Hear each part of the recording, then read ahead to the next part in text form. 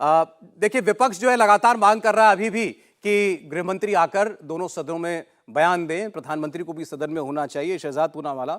और उनका कहना ही है गृहमंत्रियों चाहे प्रधानमंत्री, इंटरव्यू के लिए समय है, पार्लियामेंट में आकर, संसद के सामने आकर जवाब देने का नहीं।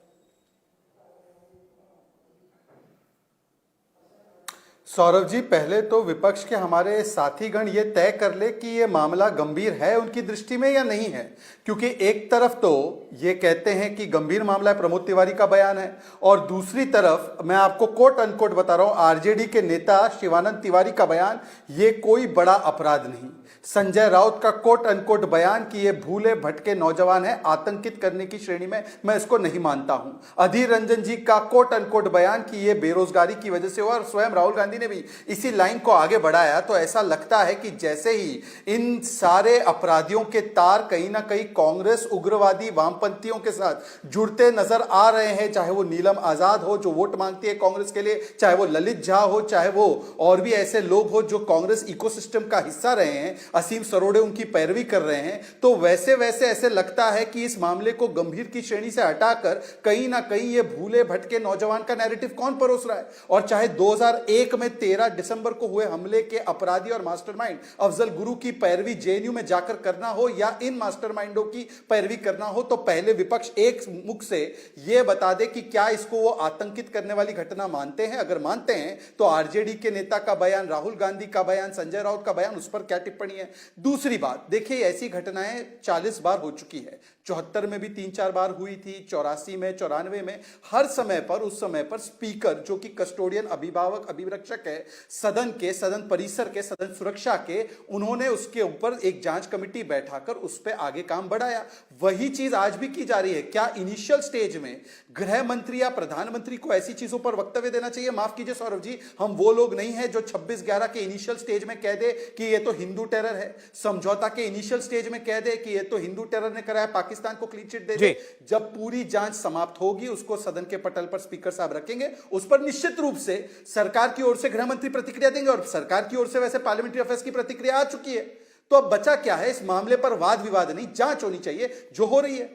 ठीक, यश जी, आज लोकसभा अध्यक्ष ने भी सभी सांसदों को एक चिट्ठी लिखी है और उसमें उन्होंने ये कहा है कि इस पूरे मामले को बड़ी गंभीरता से लिया जा रहा है और एक जांच कमेटी बनी है पूरे मामले की तह तक जाने के लिए, और आगे सुरक्षा को दुरुस्त करने के लिए भी एक कमेटी का गठन किया गया। अभी आप सुन रहे थे शहजाद पूनावाला को, उन्होंने कहा लोकसभा अध्यक्ष जो कर रहे हैं वो कर रहे हैं, इसके अलावा इस पर प्रधानमंत्री बोले या गृहमंत्री बोले ये जरूरी नहीं।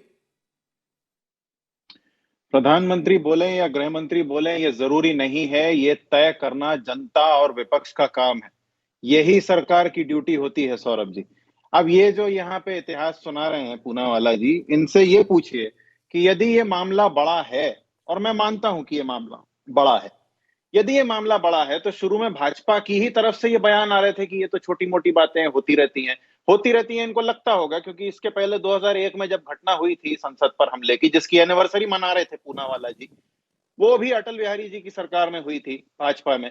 उसके अलावा यदि ये मामला बड़ा है, फिर से एक बार, तो इनका सांसद जो जिम्मेदार है इन व्यक्तियों को पास देने के लिए, विजिटर्स पास देने के लिए, उस पर त्वरित कार्रवाई क्यों नहीं हुई?